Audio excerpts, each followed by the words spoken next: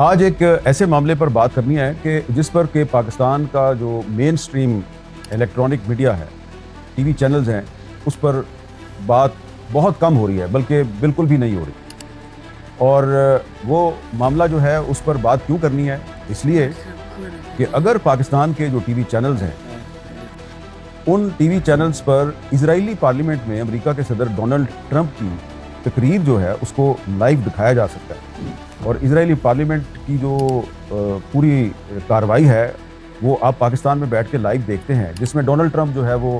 دعوے کرتا ہے کہ میں نے لبنان میں حزب اللہ کو ختم کر دیا، اور میں نے جناب غزہ میں حماس کو ختم کر دیا، اور اسرائیلی وزیر اعظم نیتن یاہو کی تعریفیں کرتا ہے، اور نیتن یاہو سامنے بیٹھ کے تالیاں مار رہا ہے، ڈیسک بجا رہا ہے، اور ہم پاکستان میں بیٹھ کے یہ سب دیکھ رہے ہیں، حالانکہ پاکستان اور اسرائیل کے کوئی آپس میں تعلقات نہیں ہیں۔